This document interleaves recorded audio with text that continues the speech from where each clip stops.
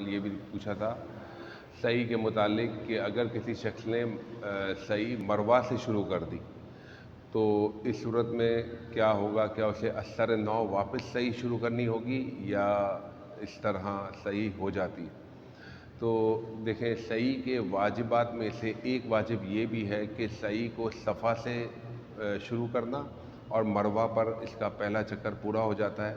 اس طرح 7 پھیرے کرنے، صفا مروا مروا صفا، اس طرح 7 پھیرے پورے کرنے۔ لیکن اگر کسی شخص نے مروا سے شروع کر لیا تو اب یہ جو مروا سے صفا پہلا پھیرا شمار کر رہا ہے، یہ پہلا پھیرا کاؤنٹ نہیں ہوگا۔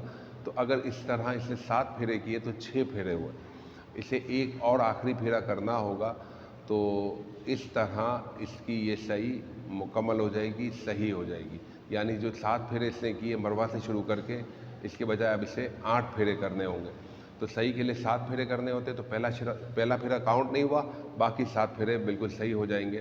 تو اس صورت میں یہ 7 پھیرے بالکل صحیح ہو جائیں گے اور یہ صحیح ہو جائے گی۔ لیکن اگر اس نے اسی طرح کیا کہ مروا سے شروع کر دیا اور اس طرح 7 پھیرے کیے اور یہ واپس آ گیا یا ایک پھیرا نہ کر سکا، تو اس صورت میں اسے ایک صدقہ ادا کرنا ہوگا۔ وما علینا الا البلاغ۔